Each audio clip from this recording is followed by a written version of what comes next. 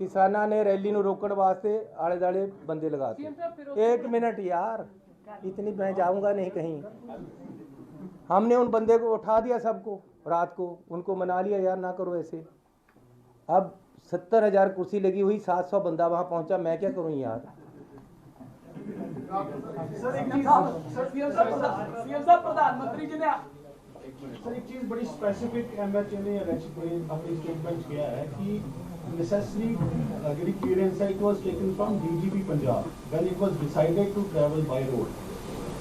क्या DGP पंजाब जो necessary ਜਿਹੜੀ क्लियरेंस है ਉਹ ਕੀਤੀ ਸੀਗੀ? ਕਿਉਂਕਿ ਸਰ ਤੁਸੀਂ ਤਾਂ ਕਹਿ ਰਹੇ ਹੋ ਕਿ ਅਚਾਨਕ ਹੋ ਗਿਆ, ਲੇਕਿਨ ਪ੍ਰਾਈਮ ਮਿਨਿਸਟਰ ਦਾ ਵੀ ਪ੍ਰੋਟੋਕਾਲ ਹੁੰਦਾ ਹੈ, ਹਰ ਚੀਜ਼ਾਂ ट्रैवल करना, ਉਹਦਾ ਐਸਪੀਜੀ ਦਾ ਆਪਣਾ ਰੋਲ ਹੈ, ਬਲੂ ਬੁੱਕ ਦਾ ਆਪਣਾ ਰੋਲ ਹੈ, ਪੁਲਿਸ ਦਾ ਆਪਣਾ ਰੋਲ ਹੈ। ਕਿ ਡੀਜੀਪੀ ਨੇ ਕਲੀਅਰੈਂਸ ਦਿੱਤੀ ਸੀ? ਸੁਣੋ ਸਾਡੇ, ਫਿਰ ਮੈਂ ਦੱਸਦਾ ਕਿ ਪੁਲਿਸ ਦਾ ਰੋਲ ਬਹੁਤ ਹੀ ਲਿਮਟਿਡ ਕਰ ਦਿੱਤਾ ਗਿਆ ਸੀ ਉੱਥੇ। ਹਰ ਚੀਜ਼ ਐਸਪੀਜੀ, ਆਈਬੀ, ਕੇਂਦਰੀ ਏਜੰਸੀਆਂ ਡਿਸਾਈਡ ਕਰ ਰਹੀਆਂ ਸੀ ਉੱਥੇ। ਤੇ ਨਾਲ ਇੱਥੇ ਤੱਕ ਕਿ ਸੀਟਿੰਗ ਅਰੇਂਜਮੈਂਟ ਵੀ मेरे पास चिट्ठियाँ मैं तुम्हें जारी कराँगा, दे दिंदा हुणे।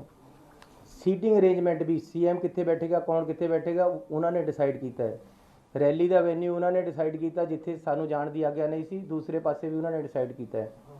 हैलीकाप्टर च कौन बैठेगा, कौन नहीं बैठेगा, ये भी उन्होंने डिसाइड किया है। जिहड़ा बाई रोड जाण दा, ये भी उन्हों का जॉइंट डिसीजन है। साडा पुलिस अफसर भी हो सकते उहदे विच, लेकिन जॉइंट डिसीजन है। इहदे विच ये मेरी गल सुनो, तुसीं जिन्ना मर्जी कर लो, एजीटेटर आके 5 मिनट ਲਈ सड़क ਦੇ ਵਿੱਚ ਇੱਕਦਮ आके बैठ के तुसीं क्या करोगे? ਤੁਹਾਨੂੰ ਇਹੀ ਕਹਿਣਾ ਪਏਗਾ ਠੀਕ ਹੈ ਜੀ ਅਲਟਰਨੇਟਿਵ ਰੂਟ ਲੈ ਲੈਂਦੇ ਆ, ਜਾਂ ਆਪਾਂ 10 ਮਿੰਟ ਇੱਥੇ ਰੁਕ ਜਾਂਦੇ, ਅਸੀਂ ਉਹਨਾਂ ਨੂੰ ਅੱਗੇ ਪਾਸੇ ਕਰ ਦਈਏ। ਇਸ ਤੇ ਜ਼ਿਆਦਾ ਕੁਝ ਵੀ ਗੱਲ ਨਹੀਂ ਹੈ। ਨਹੀਂ ਸਰ, ਮੇਰਾ ਦੁਬਾਰਾ ਸਵਾਲ ਹੈ, ਵੀਡੀਓਜ਼ ਦੇ ਵਿੱਚ ਨਾ ਬੀਜੇਪੀ ਦਾ ਫਲੈਗ ਦਿਖਿਆ, ਜਿਹੜੇ ਪ੍ਰੋਟੈਸਟਰ ਦੇ ਨਾਰੇ ਲਗਾ ਰਹੇ ਨੇ, ਉਹਦੇ ਬਾਰੇ ਕੁਝ ਆਇਆ ਤੁਹਾਡੇ ਕੋਲ? ਮੈਂ ਅੱਜ ਇਸ ਗੱਲ ਤੇ ਪੋਲਿਟਿਕਸ ਨਹੀਂ ਕਰਨਾ ਚਾਹੁੰਦਾ। मैं ਤੁਹਾਨੂੰ ਉੱਥੇ ਰੈਲੀ ਦੇ ਵਿੱਚ ਇਕੱਠ ਨਹੀਂ ਹੋਇਆ, ਇਹ ਵੀ ਇੱਕ ਕਾਰਨ ਹੋ ਸਕਦਾ, ਕਿਹਾ ਨਹੀਂ। ਮੈਂ ਤੁਹਾਨੂੰ ਨਹੀਂ ਕਹਿੰਦਾ ਕਿ ਜੀ ਉੱਥੇ ਝੰਡੇ ਬੀਜੇਪੀ ਦੇ ਆ ਰਹੇ ਸੀ। ਇਹ ਕਿਆ ਇਹਨਾਂ ਗੱਲਾਂ 'ਚ ਪੈ ਕੇ ਡੁੱਬ ਰਹੇ। ਅਲਟੀਮੇਟਲੀ ਗੱਲ ਇਹ ਹੈ ਕਿ ਇਹ ਇੱਕ ਐਜੀਟੇਸ਼ਨ ਸੀਗਾ, ਐਜੀਟੇਸ਼ਨ ਵਾਲੇ ਅੱਗੇ रुके हुए सी और PM साहब को पीछे रोककर बता दिया गया आगे एजिटेशन वाले आ गए हैं, हमें रूट चेंज करना पड़ेगा। उन्होंने वापस जाने का इरादा कर लिया। ये उनका इरादा है, हम नहीं रोक सकते। सीएम साहब मेरा फिर सवाल है, सिक्योरिटी ब्रीच अजकल फैशन हो चुका है, तुसीं कई बार तोड़ के बच्चे चले जाते, प्राइम मिनिस्टर साहब ने कई बार आप तोड़ी है।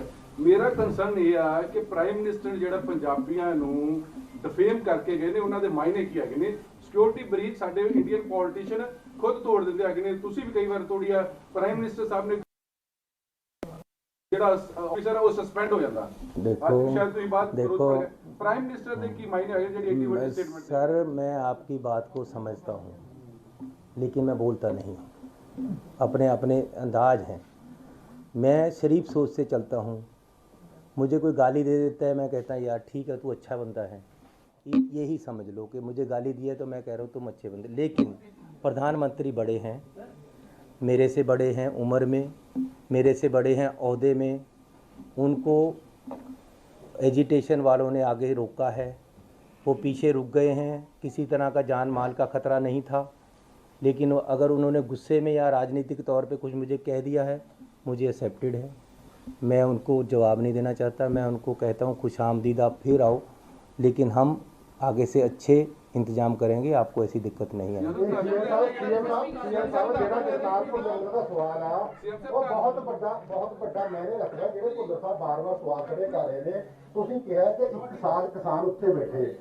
प्रधानमंत्री ने समूचे पंजाबियों की जी एड्डी वड्डी गल कह के गए भी शुक्र है मैं उत्थे जिंदा आ गया, ये बहुत वड्डी गल है। अरे मैं कह रहा हूँ भाई साहब, कह रहा हूँ मैं अतवादी दस्या गया, खालिस्तानी दस्या गया, मतलब ठीक है नहीं उत्थे दस्या गया जो किसान आंदोलन। देखिए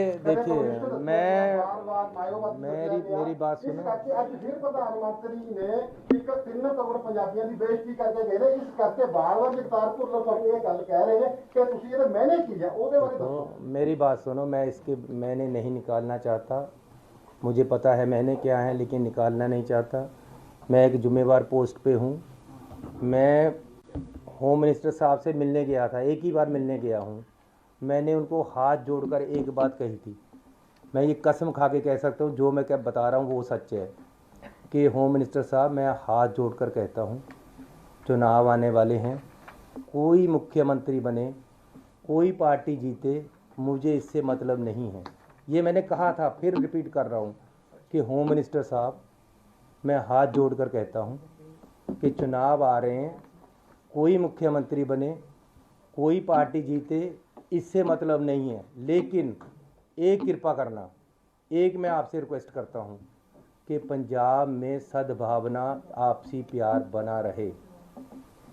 पंजाब में किसी तरीके से भी कोई भी गड़बड़ ना हो इलेक्शन में, इसका ज़रूर ध्यान रखना। ये मैं उनको रिक्वेस्ट करके आया था। अब अगर फिर भी राजनीति होगी तो वो गलत होगा। सर, आप पर भी आरोप लगाए जा रहे हैं। बीजेपी नेता मीनाक्षी लेखी का कहना है कि जब जहां पर रोका गया था प्रधानमंत्री के काफिले को, उस वक्त जेपी नड्डा की तरफ से आपको फोन किया गया, लेकिन आपने उठाया नहीं। क्या आपको कोई फोन आया? देखो, मुझे कोई टेलीफोन उनका नहीं आया। हाँ, होम मिनिस्टर साहब का टेलीफोन आया था। उन्होंने मुझे कहा कि वहाँ कुछ एजिटेटर आ गए हैं, ये गलत हो गया है, प्रधानमंत्री जी ने वापस आने का निर्णय ले लिया है। मैंने कहा जी, इसकी क्या बात है, मैं आपके पास भी आ जाऊंगा और हमारी तरफ से किसी तरह का कोई गलती नहीं हुई है, चेक कर लेते हैं क्या बात है। ये मुझे उनका टेलीफोन आया और किसी का टेलीफोन मुझे नहीं आया दिल्ली से। जो मुझे कोई टेलीफोन करता है, मेरे पास टेलीफोन है, मैं उसी समय उठा लेता हूँ। नहीं तो मेरे साथ 2-4 आदमी होते सरकार के, वो मेरी बात करा देते हैं। मेरी होम मिनिस्टर साहब ने भी किसी मेरे साथी ने, मेरे साथ जो IAS थे, उनके टेलीफोन पे बात हुई। नहीं गृह मंत्रालय ने कोई एसएसपी विरोध कोई कार्रवाई की है? कादी जी, केंद्रीय गृह मंत्रालय वालों पता लग गया भी ਤੁਹਾਡੇ ਜਿਹੜੇ ਅਫਸਰ ਦੇ ਖਿਲਾਫ ਕੋਈ ਕਾਰਵਾਈ नहीं ऐसी कोई गल नहीं है। So thank you very much ji. ओ यार हुण आ गल निबेड़ लईए।